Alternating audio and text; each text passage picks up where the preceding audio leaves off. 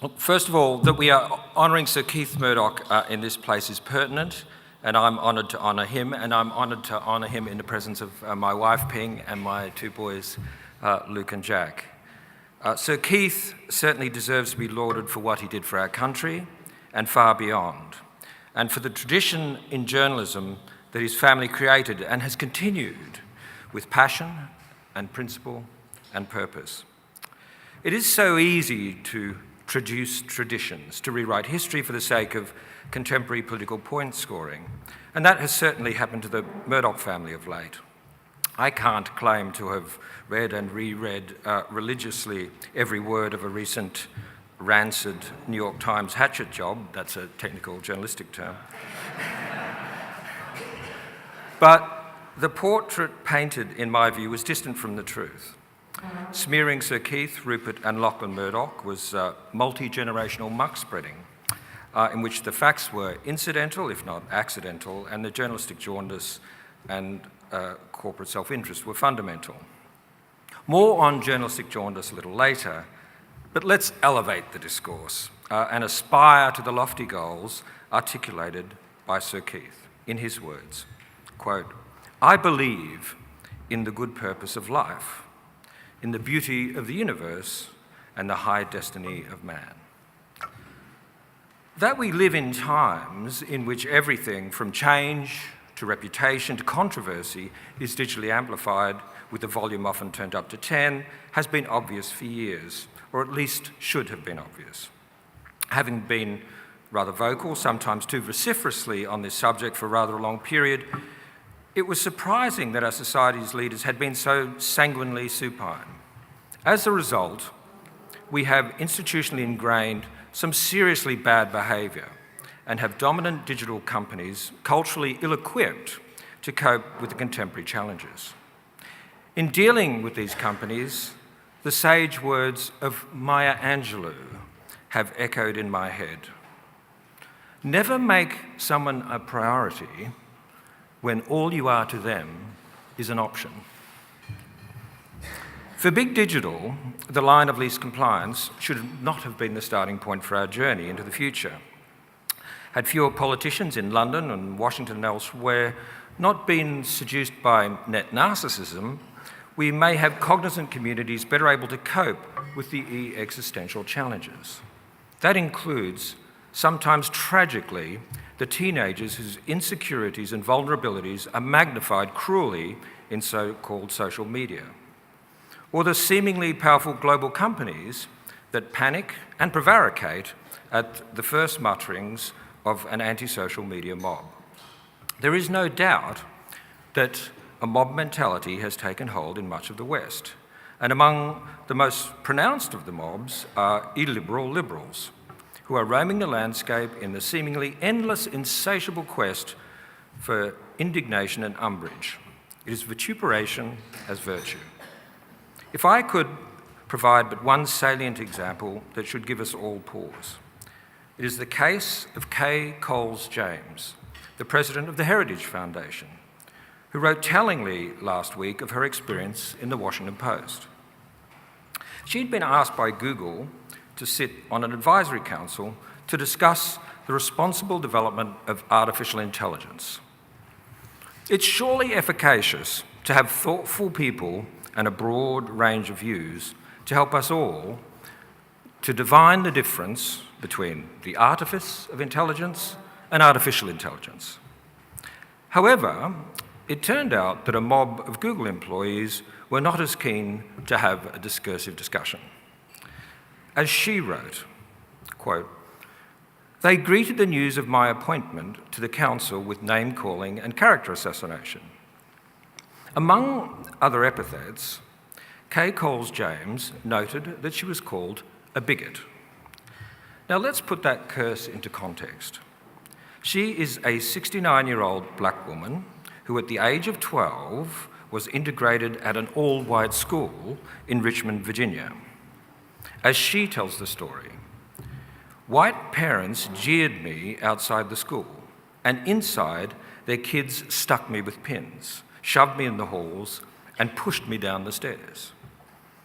The hostility she felt in contemporary Silicon Valley was, quote, reminiscent of what I felt back then. And how did the immeasurably influential Google respond? It disbanded the AI Advisory Council. Actually, you can easily search for her story on Google News. So here we are on the cusp of truly extraordinary and potentially positive developments in artificial intelligence.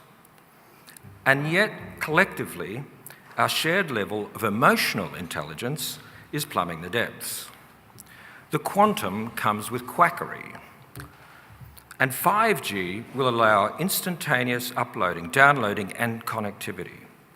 But will self-censorship and censoriousness be significant circuit breakers?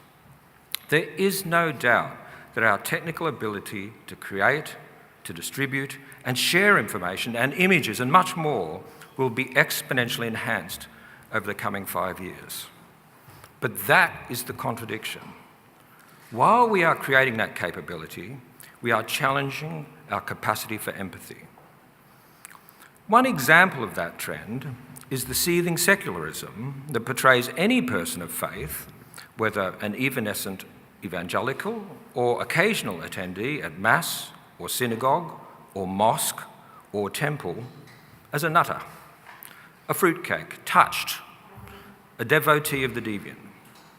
It's still enduringly fashionable in many societies to quote selectively, eclectically from Asian mystics, the ascetic aesthetic.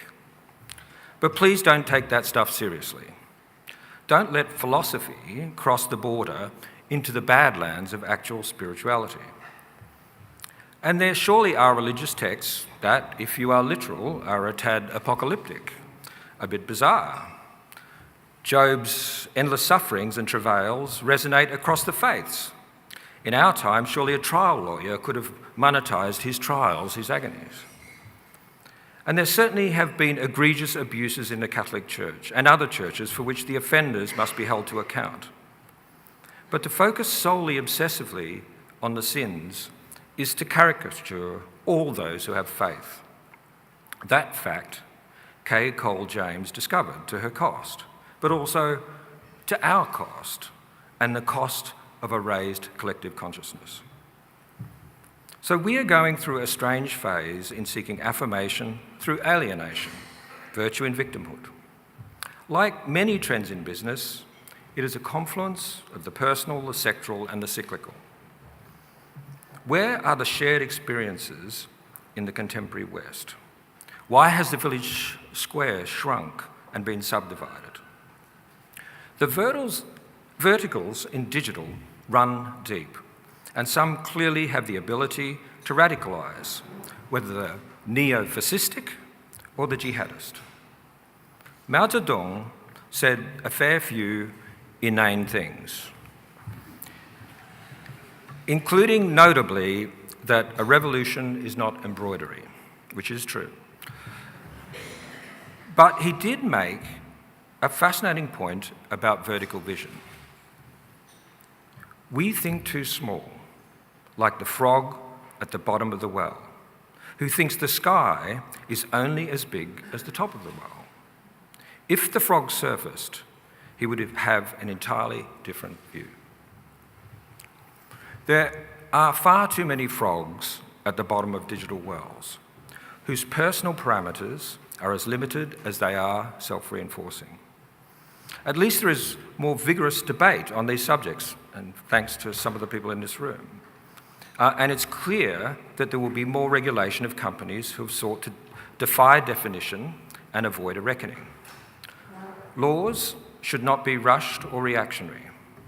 I wrote a book on the Australian judiciary 3 decades ago, imaginatively titled The Judges.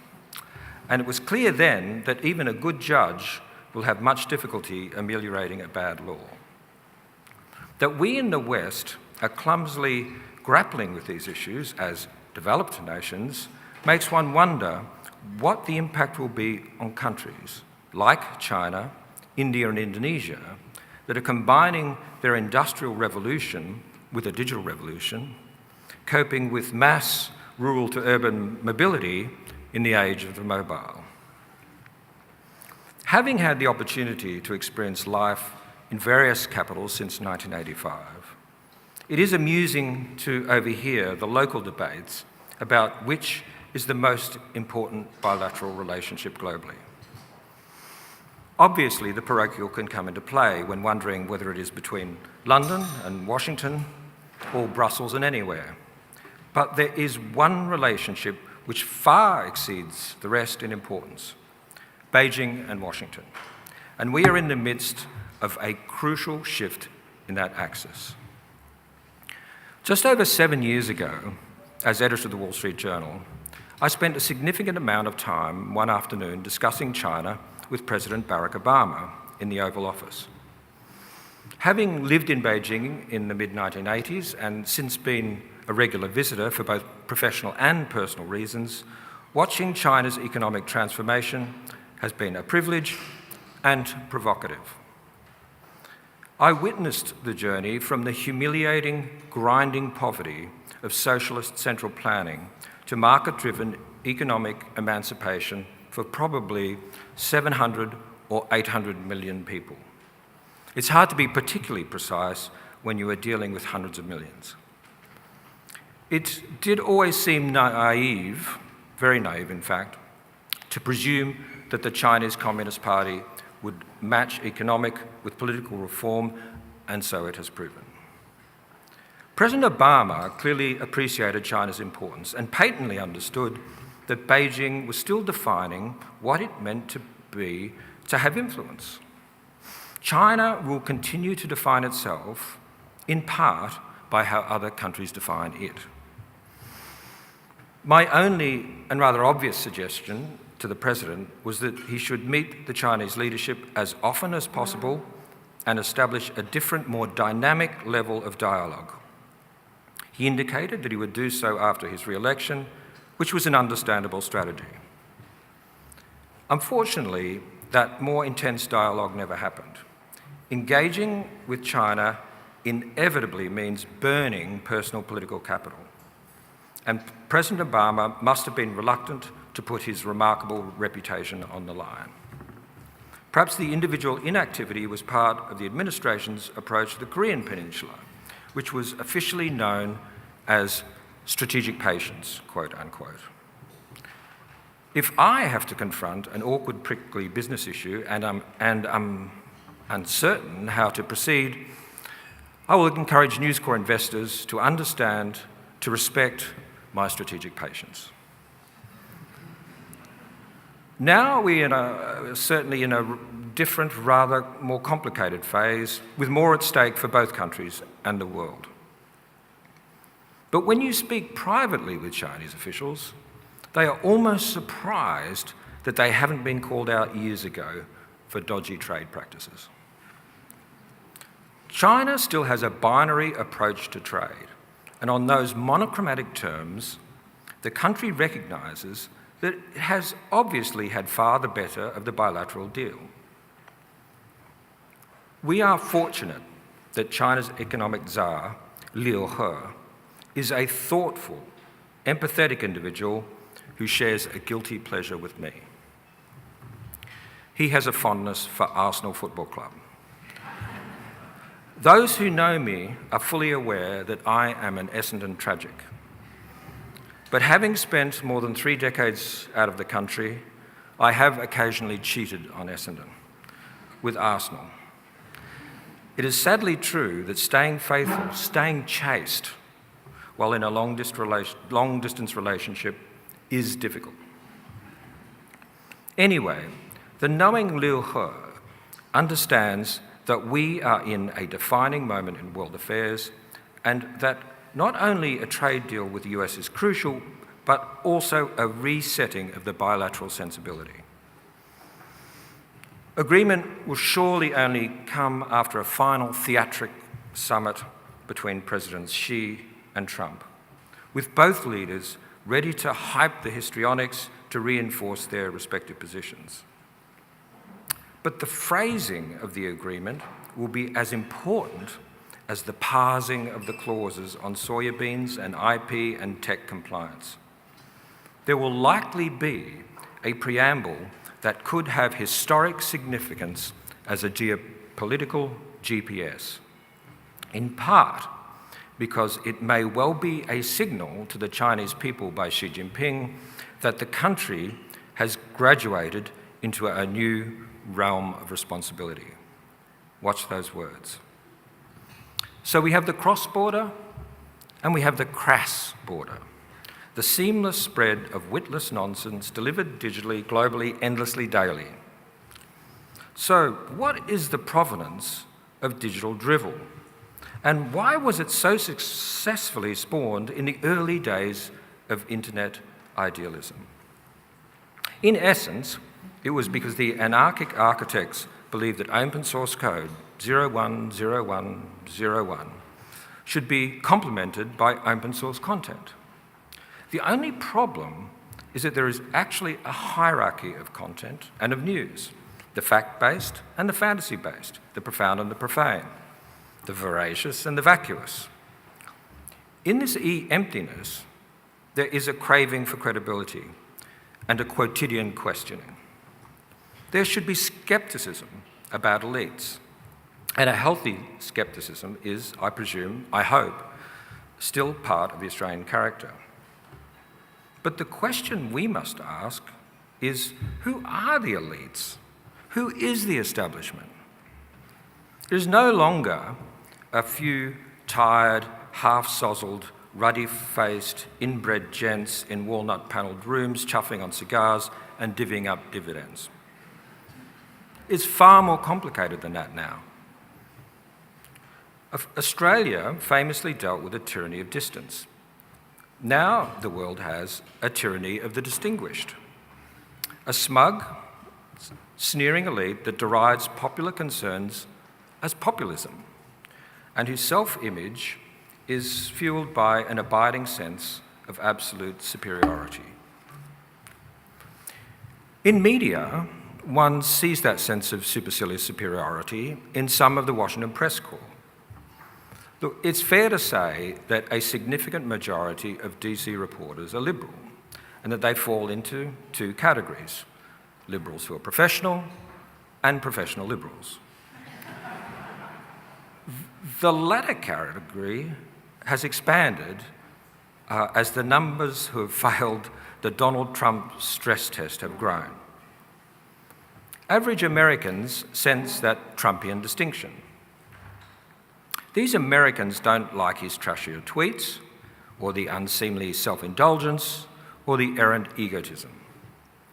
But they do see that the president is challenging a contemporary establishment which regards Middle America as a louche lumpenproletariat, as despicably deplorable. This is the same Middle America that came to the world's rescue twice last century. These are decent, thoughtful people, and not the doltish troglodytes that much of the media mocks ceaselessly. Dare I say, in the midst of this media miasma, there's a reason why the Wall Street Journal is the most trusted paper in America. The reporters report and the columnists columnize, and the difference between the two is obvious to readers, not oblivious to the sin of reporters opining and failing to have the objective of being objective. And let me be loud and clear. The Wall Street Journal would not be as trusted without the investment in its journalism made by Rupert Murdoch. And the Times of London, the most trusted paper in the UK, may not even exist without his continuing commitment. And the Australian would simply never have been created. These inconvenient truths tend to be ignored, but they are immutable facts. This is the Keith Murdoch Oration, but it would be remiss to ignore what Rupert has done for the media and for our country and for many other countries with what was an exceedingly modest inheritance.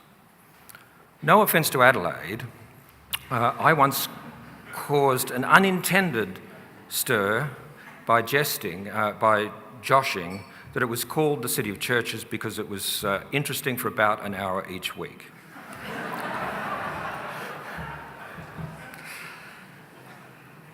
To see Rupert up close each day, to witness the restless curiosity, the endless energy, and a genuine humility is in such stark and breathtaking contrast to the ill-informed institutional critiques.